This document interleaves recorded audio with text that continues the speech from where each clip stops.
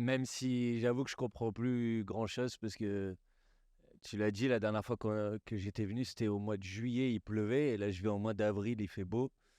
Mais en tout cas, c'est toujours un bonheur d'être là, et Léo l'a dit, on a une campagne qui est assez courte. L'élection européenne, c'est le 9 juin, c'est dans moins de 2 mois maintenant. Et on a une campagne où on connaît notre adversaire principal. Notre adversaire principal, c'est l'indifférence, la résignation, le sentiment que ça sert à rien d'aller voter parce que de toute façon, ça va rien changer. Et c'est contre ça qu'on doit lutter. Moi, je rencontre beaucoup de gens qui me disent merci pour le travail que vous faites, bravo, vous inquiétez pas, la prochaine fois, on sera avec vous. Et puis je dis ah, c'est gentil, c'est quand la prochaine fois? Les gens me disent bah la prochaine élection présidentielle. Et notre enjeu, c'est de faire comprendre à tout le monde, non, non, la prochaine fois, c'est pas à la prochaine élection présidentielle. À la prochaine élection présidentielle aussi, mais la prochaine fois, ça commence dès le 9 juin prochain. Et donc, il faut arriver à d'abord informer que l'élection existe. C'est déjà une première étape. Et c'est vrai, ça a été dit, on ne peut pas dire qu'on est bien ou beaucoup aidé par ceux qui devraient le faire. Normalement, ce serait un enjeu de service public, de faire en sorte que les gens soient informés de l'existence de cette élection, se déplacent, s'inscrivent sur les listes électorales, aillent voter. Ils ne le font pas. Et ils ne le font pas juste parce qu'ils n'ont pas envie de le faire, ils ne le font pas parce qu'ils n'ont pas intérêt à le faire. Et en fait, leur rêve à tous, c'est que l'élection européenne, ça soit une élection censitaire, que ça soit une élection sans le peuple, que ça soit une élection dans laquelle ne vont voter que ceux qui vont voter à chaque élection, que ceux qui finalement sont assez satisfaits de la manière avec laquelle la France est dirigée, qui sont assez satisfaits de la manière avec laquelle l'Europe est dirigée, et que si eux seulement vont voter, ça leur va très bien à ceux qui nous dirigent. Et nous, notre travail, notre rôle, c'est d'essayer de montrer que si on se mobilise massivement, on peut changer des choses, obtenir, gagner des victoires au Parlement européen, et puis on peut préparer l'alternative dont on a tellement besoin dans ce pays pour tourner la page du macronisme, mais faire en sorte que tourner la page du macronisme, ça ne se traduise pas par l'extrême droite qui s'empare du pouvoir. Et ça, bien sûr, ça commence dès les élections européennes à venir. Donc il faut convaincre. Et il y a plusieurs arguments pour convaincre. Léo en a donné un certain nombre. Je vais essayer d'en rajouter quelques-uns. D'abord, que les décisions qui sont prises au niveau européen, les votes qui ont lieu au Parlement européen, ils ont des conséquences très concrètes dans notre vie quotidienne. Peut-être, par exemple, savez-vous pas, mais cette semaine, il y a eu un vote au Parlement européen sur la prolongation du marché européen de l'électricité. Depuis des années, j'entends sur les plateaux de télévision des dirigeants de toutes les formations politiques dire le marché européen de l'électricité, ça allait jusqu'aux républicains qui disaient ça. C'est absurde, parce que le marché européen de l'électricité, ça consiste à dire qu'en fait, le prix auquel vous allez vous acheter l'électricité dépend d'un marché. Et donc, indépendamment de l'évolution du prix de production de l'électricité, vous pouvez avoir le même prix de production de l'électricité aujourd'hui qu'il y a 3 ou 4 ans, mais vous vous retrouvez avec des factures d'électricité qui ont augmenté de 30, 35 ou 40%. Et ça, c'est les conséquences du fait qu'au niveau européen, on a eu cette idée brillante de dire que finalement, l'électricité, c'était une marchandise qu'on allait s'échanger sur des marchés. Donc il y a eu un vote au Parlement européen cette semaine sur ce sujet. Et on s'est battu, c'est Marina Mesure qui s'est battue pour nous, pour dire, bon, il faut faire en sorte qu'on mette un terme à ce marché européen de l'électricité, et il faut qu'on sauve notamment les tarifs réglementés de l'électricité. Parce que les tarifs réglementés de l'électricité, c'est ce qui nous permet de faire en sorte qu'il y ait un peu de stabilité, et que les prix ne peuvent pas s'envoler comme ça. Et quand il y a eu ce vote cette semaine-là au Parlement européen, la seule formation politique, la seule tête de liste représentée en France qui a voté contre la prolongation du marché européen de l'électricité, c'est Manon Aubry, c'est la délégation insoumise au Parlement européen. Tous les autres, tous ceux qui vous disent il faut mettre un terme à ce marché européen de l'électricité, les républicains, M. Bellamy, ils ont voté pour, les macronistes, ils ont voté pour, les écologistes, Marie Toussaint, elle a voté pour, l'extrême droite, il avait trouvé le chemin du Parlement européen ce jour-là, mais Il s'est abstenu. Et M. Glucksmann, lui, n'était pas là. Il a considéré que ça valait pas le coup d'aller voter pour un sujet aussi important. Je vous prends juste cet exemple pour montrer à quel point des votes qui peuvent avoir lieu au Parlement européen vont avoir une conséquence très concrète dans votre vie quotidienne. Ici, vous êtes un département dans lequel le niveau de délabrement de nos services publics, vous le mesurez au quotidien. Notre système de santé, notre système de l'éducation nationale, tous les sujets. On voit bien que ce qui se passe au niveau européen, c'est-à-dire que les règles, notamment la règle sur le fait qu'on ne peut pas avoir un déficit supérieur à 3%, ces règles qui existent depuis des années et des années, mais qui avaient été suspendues pendant la période du Covid, parce que pendant la période du Covid, tout le monde s'est rendu compte que leurs règles, elles ne tenaient pas la route, que quand on était confronté par une crise d'une telle gravité, bah oui, on avait besoin de dépenses publiques pour faire en sorte de pouvoir aider ceux qui ne pouvaient pas travailler, de pouvoir aider pour équiper les gens qui en avaient besoin pour être protégés, etc. Ces règles-là qui ont été suspendues à la fin du mois d'avril, ils vont voter pour les remettre à l'identique.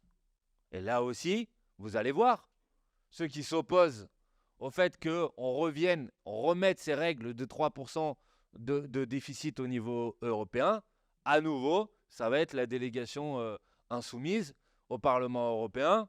Et à nouveau, ceux qui gouvernent l'Europe ensemble, parce que ça les gens ne le savent pas, mais ceux qui gouvernent l'Europe ensemble aujourd'hui, c'est une coalition avec 3 formations politiques, les macronistes, les sociodémocrates et les socialistes, le groupe socialiste, et le groupe de droite, l'équivalent des républicains ici. C'est eux, c'est la grande coalition européenne, c'est eux qui garantissent une majorité au Parlement européen à toutes les mauvaises directives de libéralisation, rétablissement des règles d'austérité, etc., etc. Donc la question de savoir, par exemple, quand le gouvernement aujourd'hui est engagé dans une forme de concours l'épine des brutalités sociales parce qu'il y a un problème de déficit et qu'il s'agit de faire des économies dans la dépense publique, bah ça, c'est quelque chose qui est directement connecté aux règles budgétaires qui sont décidées au niveau européen. Alors certes, c'est aussi directement connecté à la volonté du gouvernement d'Emmanuel Macron de faire payer à chacune et chacun d'entre vous les conséquences de leurs mauvais choix politiques. Parce que si on a un déficit aujourd'hui, c'est parce que depuis 2017, ils ont, de manière très consciente, de manière très sérieuse, appauvri l'État, réduit les impôts pour les plus riches, réduit les impôts pour les multinationales. C'est 40 à 50 milliards d'euros en moins par an dans les recettes de l'État en raison des choix économiques d'Emmanuel Macron, de M. Le Maire, qui est ministre de l'économie depuis 2017. Et face à cette situation, parce qu'aujourd'hui on dit il manque 10 milliards, au lieu d'aller chercher les 10 milliards chez ceux à qui ils les ont offerts depuis 2017, en rétablissant l'impôt de solidarité sur la fortune, comme on l'a proposé à plusieurs reprises, et d'ailleurs, quand on l'a proposé, les macronistes et l'extrême droite ont voté contre, au lieu de mettre en place la taxe sur les super profits sur laquelle on s'est battu depuis des années et contre laquelle ils ont voté contre, au lieu de faire ça, eh ben, c'est parti, nouvelle réforme de l'assurance chômage, c'est parti, peut-être vous l'avez vu, et ça va intéresser certains dans cette salle, le président du groupe macroniste qui dit « j'ai une idée brillante, pour faire des économies, on va geler les retraites et les prestations sociales ». Et puis il y a ceux qui n'avouent pas, c'est Bruno Le Maire qui sort un livre sur sa vision de la France et qui dit, de toute façon, tôt ou tard, il va falloir transférer sur la TVA une partie, parce que sinon, on n'arrivera pas à pouvoir boucler le budget. TVA, hein. La TVA, quand vous allez au supermarché pour acheter des choses à manger, les produits du quotidien, c'est la TVA. Et Bruno Le Maire, il ne l'avoue pas, mais dans son livre, il dit qu'il faut se préparer à une augmentation du TVA, du taux de TVA de 3, 4, 5 points. La TVA qui est l'impôt le plus injuste, parce que quelles que soient vos ressources, quels que soient vos revenus, vous payez exactement la même chose que votre voisin. Voilà ce qu'ils préparent. Ça, c'est le programme caché qu'ils ont. Et donc, bien sûr qu'il y a un lien entre ce qui se passe au niveau européen et les difficultés qu'on rencontre au quotidien, en particulier dans un département comme celui-ci. Et donc, notre capacité à aller nous mobiliser massivement à la fois pour envoyer des députés au Parlement européen qui vont empêcher le pire plan d'austérité qui se prépare et en même temps d'envoyer un message et un signal national qui est de dire, Monsieur Macron, on ne va pas vous laisser dérouler la suite de votre politique après les élections européennes parce qu'on va vous envoyer un message de résistance clair face à votre politique. Ça, c'est déjà une très très bonne raison de se déplacer le 9 juin prochain et d'envoyer et de mettre la liste de Manon Aubry la plus haut possible dans les résultats de cette élection. Deuxième sujet qui va vous intéresser. Le deuxième budget au niveau européen, c'est la politique agricole commune. Premier budget européen, la politique agricole commune. Et on a connu, dans notre pays, partout, ça a été le cas ici aussi, une mobilisation des agricultrices et des agriculteurs au début de l'année. Qu'est-ce que disent les agriculteurs aujourd'hui? Ils disent, premièrement, on n'arrive pas à vivre de nos productions. Deuxièmement, on est confronté à une concurrence qui est une concurrence déloyale. Parce que on nous dit à nous de respecter un certain nombre de réglementations, un certain nombre de normes, et en même temps, on fait venir des produits de l'autre bout du monde à qui on n'impose pas les mêmes normes et les mêmes réglementations, et donc nous, on ne peut pas s'aligner. On donnait cet exemple tout à l'heure. Madame Hayé, la tête de liste des macronistes, elle va sur les plateaux de télévision en disant qu'elle est issue d'une famille d'agriculteurs dans le secteur laitier. Elle devrait être bien placée pour savoir que dans le secteur laitier, quand vous faites un accord de libre-échange avec la Nouvelle-Zélande et que vous faites venir des produits laitiers qui sont produits là-bas en utilisant un pesticide qui est interdit en France, vous mettez nos producteurs laitiers français dans une compétition qui est une compétition tout à fait déloyale. Et donc là, forcément, vous avez les macronistes, la droite, l'extrême droite qui vient et qui dit non, mais le problème, c'est les normes, le problème, c'est les normes, le problème, c'est les réglementations. Mais moi, j'assume de dire ici que bien sûr que c'est un problème, les normes et les réglementations, si vous n'êtes pas en capacité d'avoir des productions qui vous permettent de vivre de votre travail et si vous êtes confronté à des importations de produits à qui on n'a pas imposé les mêmes normes et les mêmes réglementations. Dans ce cas-là, c'est un problème. Mais que si vous garantissez aux agriculteurs des revenus qui sont des revenus décents et si vous garantissez le fait qu'il n'y a pas de concurrence déloyale, alors oui, bien sûr qu'on a intérêt à sortir des pesticides, que oui, bien sûr, on a intérêt à protéger la biodiversité, nous tous, mais les agriculteurs en premier lieu. Parce que vous savez comme moi, qui sont les premiers touchés, les premiers frappés par les maladies, par les cancers, parce qu'on a utilisé beaucoup trop de produits chimiques. Vous savez comme moi que si la biodiversité, elle s'érode, alors c'est un problème aussi pour la pérennité, la durabilité de nos modèles agricoles. Donc le sujet aujourd'hui, contrairement à ce qu'ils essayent de nous faire croire, c'est pas de dire on va autoriser n'importe quel produit, de produire n'importe comment, parce que personne ne veut ça et les agriculteurs eux-mêmes, ils ne veulent pas ça. Le sujet, c'est comment on garantit des productions qui soient effectivement rémunératrices et comment on garantit qu'il n'y a pas de concurrence déloyale. Et ça a un lien avec les politiques européennes. Léo l'a dit tout à l'heure, moi avant d'être député national, j'étais député européen. Il se trouve que je siégeais dans la commission qui s'appelle Agri, c'est-à-dire en charge des questions agricoles. Et j'ai participé aux négociations sur la politique agricole commune. Et quand on s'est battu sur la politique agricole commune pour dire mais il y a un problème, parce que aujourd'hui, la manière avec laquelle sont attribuées les aides de la PAC, c'est une manière qui est profondément inégalitaire. Et ça ne permet pas à plein d'agriculteurs de pouvoir juste même survivre. Quand on a dit par exemple le problème c'est les modalités de distribution de l'aide, parce que si vous continuez à distribuer les aides en fonction de la surface des exploitations, vous savez bien, et c'est le cas au niveau européen, c'est 20% des producteurs qui captent aujourd'hui 80% des aides de la PAC. Donc il faut changer la manière avec laquelle on répartit les aides. Quand nous on a déposé des amendements pour dire on va passer à une modalité de distribution des aides qui dépend du nombre d'actifs qui travaillent sur l'exploitation et pas en fonction de la surface de l'exploitation, à l'époque, les macronistes et le Rassemblement national et l'extrême droite, ils se sont opposés à nos amendements et ensuite ils ont voté ensemble pour la politique agricole commune telle qu'elle est aujourd'hui. Donc c'est bien beau Quand il y a les agriculteurs qui sortent avec les tracteurs, qui vont bloquer les dépôts, qui se mettent sur l'autoroute, qui se mettent sur la route, d'aller sur les plateaux de télévision et de dire mais moi j'ai toujours été du côté des agriculteurs et la PAC comme elle est ça va pas, etc., comme l'a fait l'extrême droite, comme l'a fait Jordan Bardella et ses amis sur les plateaux de télévision. Mais quand il fallait voter au Parlement européen contre cette PAC et pour changer la manière avec laquelle les agriculteurs ils étaient aidés, ils n'étaient pas là ce jour-là. Ils n'étaient pas là ce jour-là. De la même manière, Léo en a dit un mot, mais c'est nous, dans notre niche parlementaire à l'Assemblée nationale au mois de novembre, qui avons dit il y a quand même quelque chose qui est extraordinaire l'année dernière, c'est que le prix pour les consommateurs sur les produits alimentaires, il a augmenté de 10%, que le prix payé aux producteurs, donc à l'agriculteur, sur l'année dernière, il a baissé de 10%. Il y a quelque chose donc qui ne va pas. Bah si, ça va très bien, vous inquiétez pas. C'est qu'au milieu, il y a les marges de l'industrie agroalimentaire et de la grande distribution qui ont augmenté de 70%.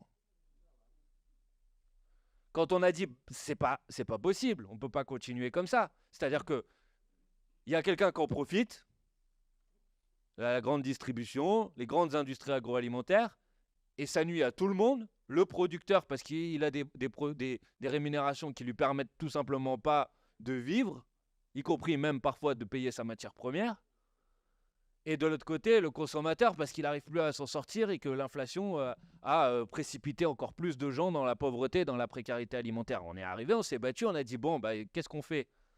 On a commencé, on s'est dit, bon, il faut encadrer les marges, il faut bloquer les marges. On ne peut pas avoir des marges comme ça qui augmentent de manière totalement folle parce que c'est le marché et parce que dans une négociation commerciale, vous savez très bien, l'agriculteur, il est en position de faiblesse. Et la grande distribution et les grandes industries agroalimentaires, elles sont en position de force. Donc elles dictent leurs conditions. Qu'on a dit, il faut que la puissance publique, elle ait un rôle de régulation. Elle dise, bon, ben, là, il y a un problème. Il y a une situation de surmarge qui sont réalisées. On va bloquer, il va y avoir un coefficient multiplicateur dans la chaîne entre le producteur et le consommateur. Et puis, quand on a commencé, on s'est dit, on va bloquer les marges. Et puis après, on nous a dit, ouais, mais faites attention parce que si vous bloquez les marges, à la fin, ça peut se traduire par le fait que la grande distribution, elle va répercuter le blocage des marges sur le producteur et que le producteur va être encore plus en difficulté pour vivre dignement. Donc, on a rajouté un article dans notre proposition de loi. On a dit, on va mettre un prix plancher, c'est-à-dire un prix minimum en dessous duquel on ne peut pas acheter la production au producteur. Et ce prix plancher, il doit couvrir ses coûts de production et il doit couvrir une rémunération qui est une rémunération décente. Et puis ensuite, il y a des marges qui sont encadrées, qui sont bloquées pour que ça ne se traduise pas pour le consommateur final par une augmentation du prix. On s'est battu, on a obtenu le vote de l'article 1, le vote de l'article 2, le vote de l'article 3. Alors c'était article 1, prix plancher, article 2, renforcer le rôle de l'observatoire de la transparence pour savoir exactement comment le prix était constitué. Article 3, blocage des marges de l'industrie agroalimentaire, c'est passé. Article 4, blocage du prix des raffineries. Parce qu'on s'est dit, c'est le carburant, c'est pareil. Entre le brut et ce qui est vendu à la fin, il y a des marges excessives qui sont réalisées. Article 5, blocage des prix blocage des marges de la grande distribution. C'est passé. À chaque fois, on a gagné. Et puis les macronistes, ils ont passé des coups de téléphone et à la fin de la loi, à la fin de la journée, ils sont revenus et ils nous ont fait perdre à 6 voix. La loi qu'on avait proposée. À l'époque, le Rassemblement national avait voté pour notre proposition de loi. C'est pour vous montrer un peu la cohérence des uns et des autres. Ensuite, il y a eu le salon de l'agriculture et puis il y a eu le mouvement des agriculteurs. Et au moment du salon de l'agriculture, il y a Macron, il dit on va faire un prix plancher. Les macronistes s'étaient battus contre à l'Assemblée nationale. Hein. Et il y a Jordan Bardella qui a dit non, mais le prix plancher, nous, on n'est pas pour. Alors, ils avaient voté pour eux. Hein. Vous y retrouvez. Hein. Bon.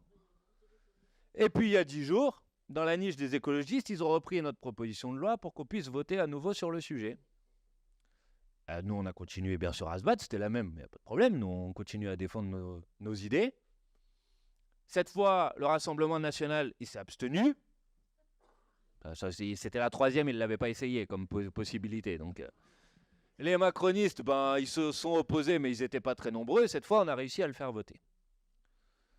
Donc, ça vaut le coup d'avoir des députés qui ne changent pas d'avis, qui défendent toujours les mêmes positions. Donc, on va voir maintenant si ça va au Sénat ou pas. Mais au niveau européen, avoir des députés qui vont se battre pour changer la manière avec laquelle les aides de la PAC sont distribuées, c'est décisif. Avoir des députés européens qui vont se battre contre la multiplication des accords de libre-échange. Parce que ce que vous devez dire à tout le monde, c'est que Manon Aubry et les députés européens insoumis, c'est les députés européens français qui siègent dans le seul groupe européen qui a voté contre tous les accords de libre-échange. Le seul.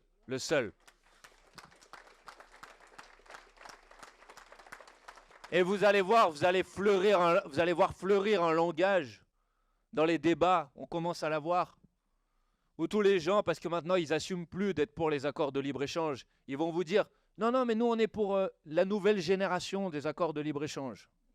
La nouvelle génération des accords de libre-échange, c'est une nouvelle génération, c'est-à-dire dans le préambule de l'accord de libre-échange, on met une phrase pour dire quand même c'est très important de respecter l'accord de Paris. Ce qu'on fait derrière empêche totalement de respecter l'accord de Paris, mais comme il y a la phrase, c'est une nouvelle génération, vous voyez, d'accords de libre-échange. Et puis la nouvelle génération des accords de libre-échange, ils incluent ce qu'ils appellent des clauses miroirs. Donc les clauses miroirs, c'est censé vouloir dire, si on fait venir des produits, ils doivent respecter les mêmes normes que nous. Sauf que tous les gens un peu sérieux sur ce sujet vont vous dire « Mais le problème de vos clauses miroirs, c'est que qui va aller vérifier au Brésil, au fin fond du Brésil, dans une exploitation agricole, que tel produit n'est pas utilisé, que telle technique n'est pas utilisée? Personne. Rien n'est prévu dans l'accord de libre-échange pour faire en sorte que ces clauses miroirs soient effectivement vérifiées. C'est une entourloupe de plus. Donc là, maintenant, vous allez avoir Madame Maillet, vous allez avoir Monsieur Bellamy, vous allez avoir même Monsieur Glucksmann qui vont vous dire, bon, les accords de libre-échange, oui, mais avec une clause miroir. Bon, vous saurez, quand on vous parle de clause miroir, que c'est surtout une clause embrouille. Voilà. Parce que la vérité, c'est que, contrairement à ce qu'ils disent, quand vous êtes opposé aux accords de libre-échange, ça ne veut pas dire que vous voulez l'autarcie. J'entends, oui, mais c'est important de continuer à échanger avec d'autres pays. Enfin bon, on a fait des échanges internationaux avant qu'il existe des accords de libre-échange. Et ce n'est pas parce qu'il n'y a plus d'accords de libre-échange qu'on n'échange plus rien. Ça veut juste dire qu'on considère que ce qu'on est capable de produire ici, on n'a pas besoin de l'importer, parce qu'importer en plus, c'est soumettre nos producteurs locaux à une concurrence déloyale. Et puisqu'on n'est pas capable de produire ici, et dont on a besoin, on va l'importer. Et puisque les autres ne sont pas capables de produire chez eux, et que nous, on peut produire, on va l'exporter. Personne dit, on va arrêter d'échanger avec personne, personne dit ça.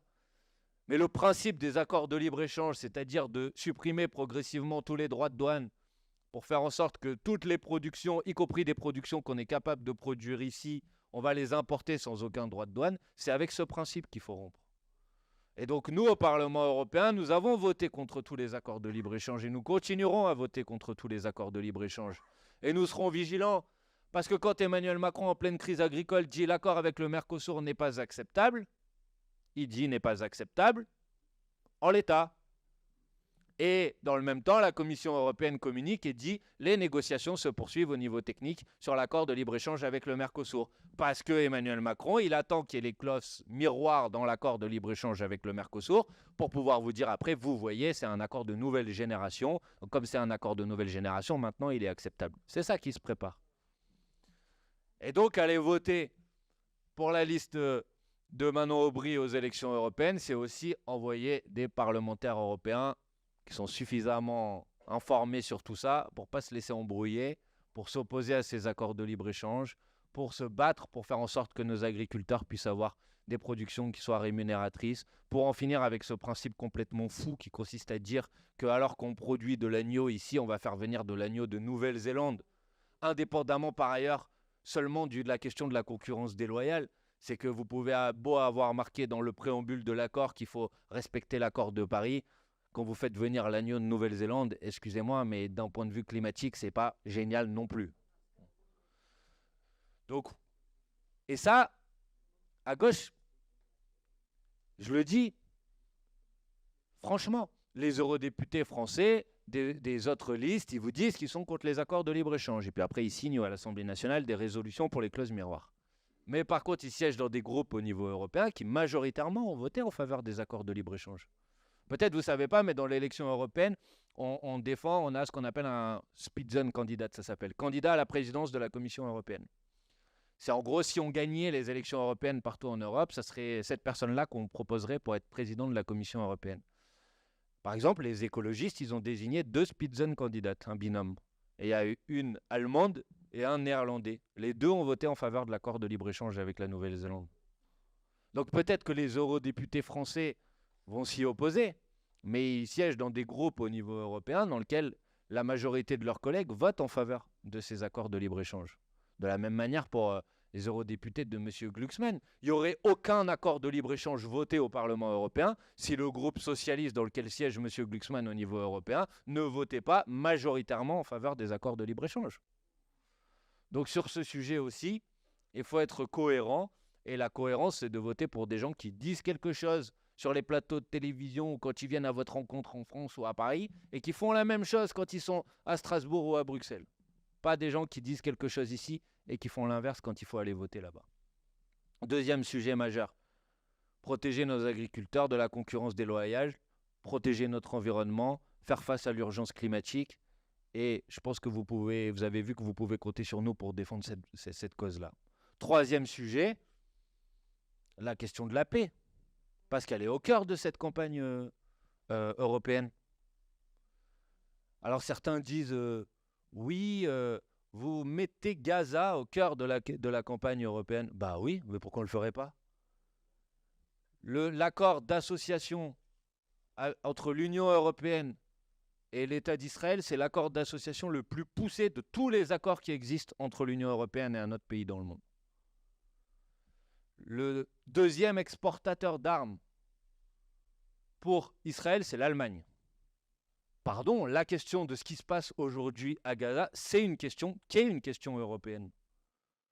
Et nous, on assume de dire que les eurodéputés insoumis, d'abord, on est fiers que ce soit eux qui aient déposé les premiers amendements pour demander que le Parlement européen se prononce sur la question du cessez-le-feu. Et on assume de dire que demain, une fois élus au Parlement européen, ils continueront à se battre pour le cessez-le-feu le plus rapidement possible, pour l'embargo sur les armes, pour la suspension de l'accord d'association, pour des sanctions à l'égard du gouvernement de Netanyahou, pour l'ouverture d'une solution politique pour qu'enfin on en finisse avec ce conflit qui dure depuis trop longtemps et que les Palestiniens puissent disposer d'un État libre et indépendant. Voilà ce qu'on va faire.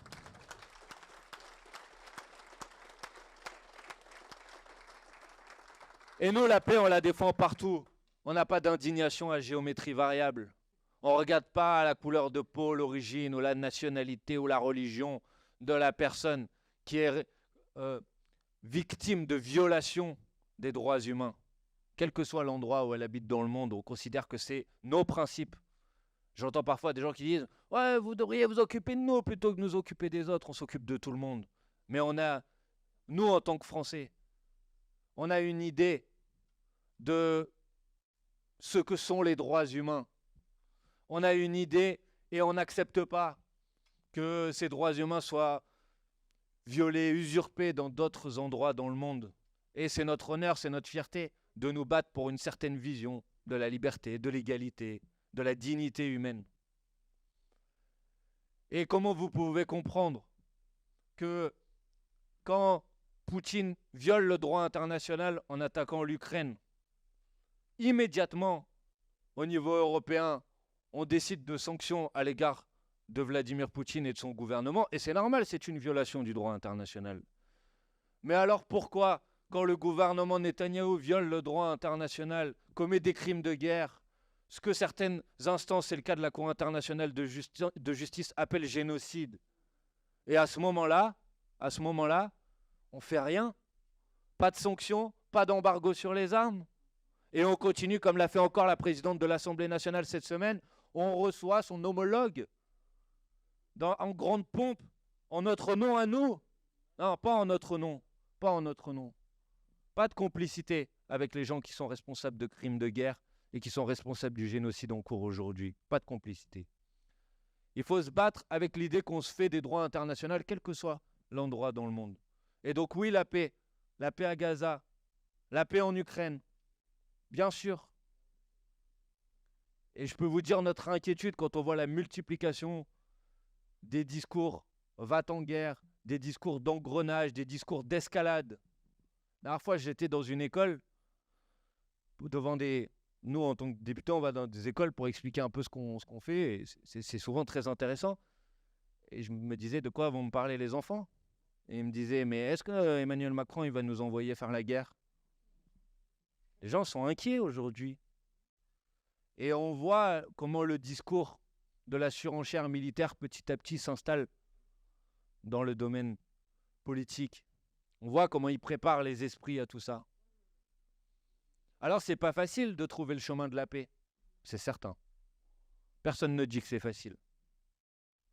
Mais on voit aussi comment les voies de la paix elles sont immédiatement caricaturées, criminalisées, stigmatisées. Léo a dit pour Rima Hassan, à qui on attribue des positions et des propos qui n'ont jamais été les siennes. Elle dit, moi je suis pour une cohabitation complète entre les citoyens israéliens et les citoyens palestiniens, cohabitation complète. C'est un avenir, un idéal de paix, d'égalité entre tout le monde. Et on traduit ça par, elle veut la suppression de l'État d'Israël. Mais qu'est-ce que c'est que cette histoire? Comme toujours, les voies de la paix sont caricaturées. Et quand on dit il faut la paix en Ukraine, on nous dit vous êtes munichois, c'est l'esprit munichois, vous êtes des poutino-pacifistes. J'ai entendu M. Glucksmann dire de nous qu'on était des poutino-pacifistes. La différence entre lui et nous, c'est que nous, on n'a jamais été payés pour donner des conseils à un dictateur. Lui, c'était son cas, en Géorgie. Non, mais que sachez-le, parce que nous, jamais. Parce que nous, nos amis en Russie, ils sont soit en prison, soit ils ont dû quitter la Russie. Et d'ailleurs, peut-être que vous ne le savez pas, mais nous, les Insoumis, on a accueilli à l'Assemblée nationale 3 militants socialistes contre la guerre. On les a aidés à être hébergés, on les a aidés à trouver un boulot ici, on les a aidés à quitter la Russie. Ça, c'est nos amis à nous, en Russie. Donc, c'est pas correct de dire, parce que vous pensez que la voie militaire est une impasse et qu'il faut ouvrir le chemin de la paix, d'être immédiatement caricaturé comme étant des alliés de nos adversaires. Mais c'est pas nouveau. Hein? Toute proportion gardée, on disait de Jaurès que c'était un ami des Allemands parce qu'il refusait l'engrenage militaire.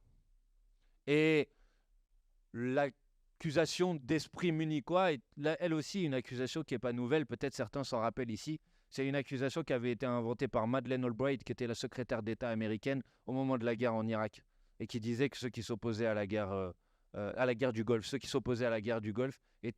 avaient un esprit munichois. Et puis quand il y a eu la guerre en Irak, on disait à ceux qui s'opposaient à la guerre en Irak qu'ils avaient un esprit munichois. Et pourtant, je crois pouvoir dire que nous, on était fiers, même si on n'était pas d'accord sur beaucoup de choses, et on se combattait durement avec Chirac et De Villepin, mais à l'époque, on avait été fiers que la France prenne la tête du camp de la paix et pas du camp de la guerre. Et bien à l'époque, c'était nous les munichois déjà. Voilà. Donc oui, bien sûr, c'est pas facile de trouver le chemin de la paix, mais le chemin de la guerre, il est beaucoup plus dangereux, il est illusoire, il porte en lui les germes d'une extension du conflit, d'une guerre qui peut demain devenir une guerre qui implique des puissances nucléaires les unes contre les autres. Il porte en lui les germes de catastrophes environnementales. On se bat en Ukraine au milieu de 15 réacteurs nucléaires. Vous ne savez pas ce qui peut se passer. Donc oui, bien sûr qu'il faut trouver les conditions pour créer un accord de cessez-le-feu, pour trouver une solution qui soit une solution politique. Et tous les gens sérieux savent en fait quels sont les points qu'il faut mettre sur la table pour trouver cette solution politique. Même Macron, il le sait. Moi, je l'ai rencontré en tant que responsable de la France Insoumise. Il y a ce qu'il dit en off et puis il y a ce qu'il dit sur les plateaux de télévision. Même lui, il le sait. La vérité, c'est que ce qu'il faut faire pour avoir la paix aujourd'hui, c'est faire en sorte qu'il y ait une nouvelle architecture de sécurité, c'est-à-dire que les Ukrainiens aient des garanties qui leur permettent d'être certains que ça ne va pas se traduire par une nouvelle guerre demain, que les Russes aient des garanties. Et ça, il y a déjà des plans qui ont été faits sur ce sujet, avec des zones démilitarisées notamment. Et deuxièmement, qu'il faut régler le différend, qui est le différend de frontières. Et quand on dit ça, on dit « Vous voulez céder aux exigences de Vladimir Poutine ?» J'ai pas dit ça. J'ai dit qu'il faut régler par la voie démocratique un différend qui a différentes frontières. Et le président ukrainien lui-même a dit au début du conflit qu'il n'était pas opposé à un changement de statut de la Crimée et du Donbass à partir du moment où il y avait un référendum des populations concernées. Alors moi, je veux bien que maintenant, nous, on va être plus exigeants que les Ukrainiens eux-mêmes sur les éventuelles conditions de la paix, mais pardon, ce n'est pas notre rôle. Nous, notre rôle, ça doit être d'être médiateur, de faire en sorte d'ouvrir la discussion, de faire en sorte de trouver le chemin pour le retour de la paix le plus rapidement possible.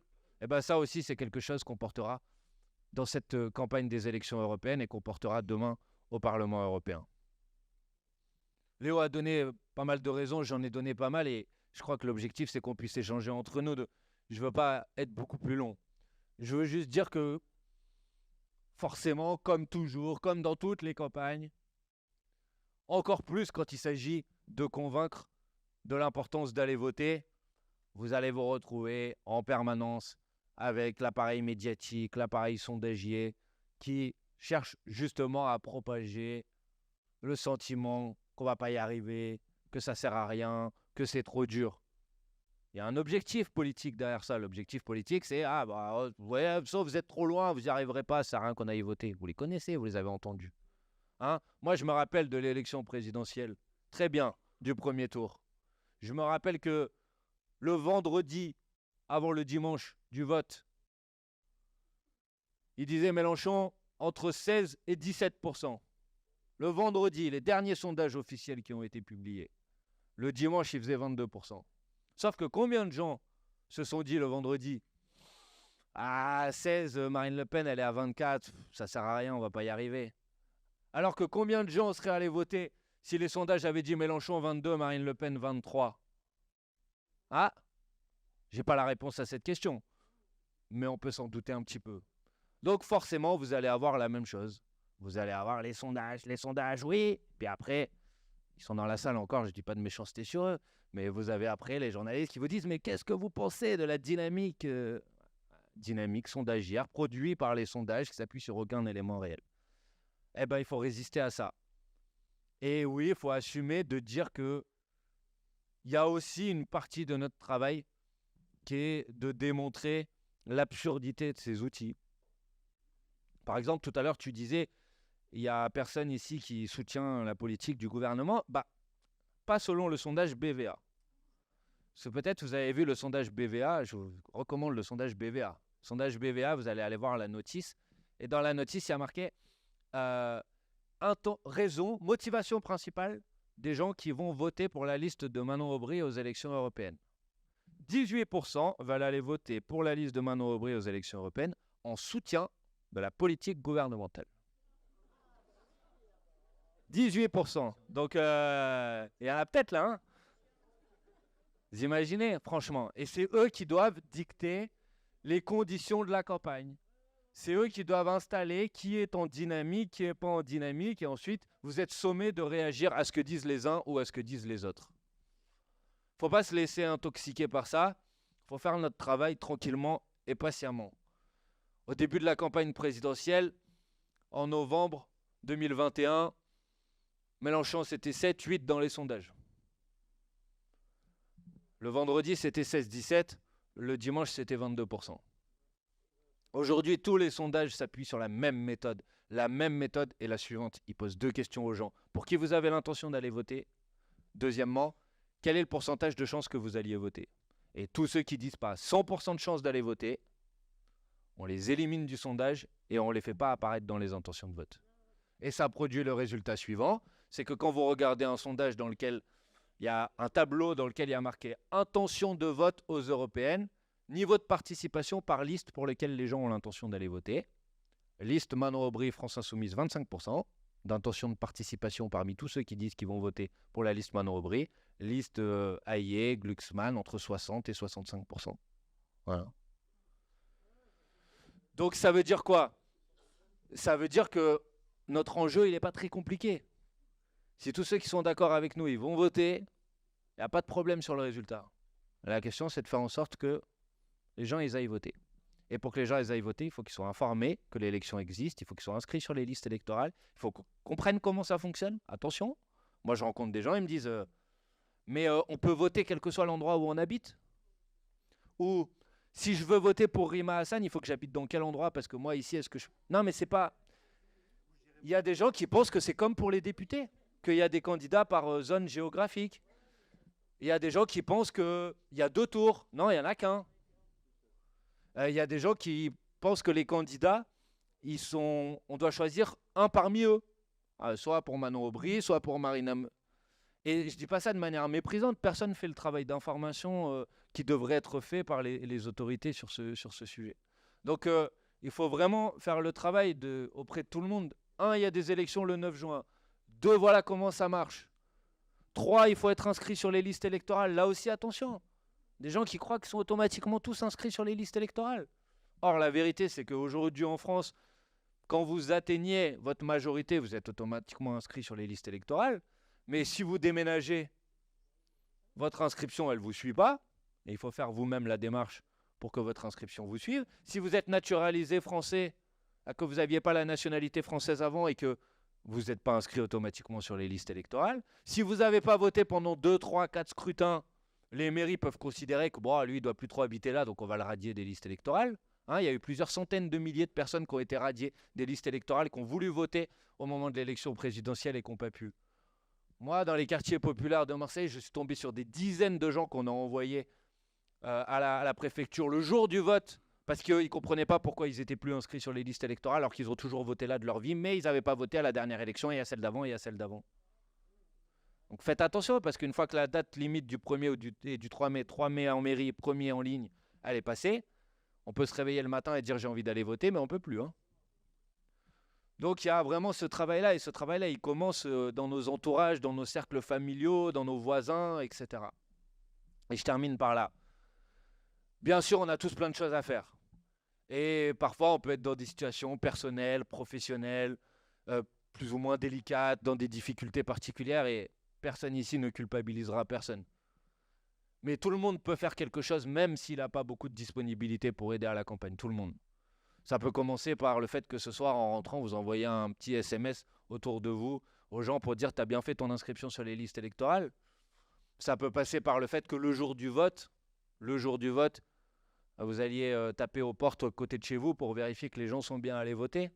Ça peut passer par le fait que vous vous inscriviez sur la fiche qui a été mise là-bas pour pouvoir participer à un porte-à-porte.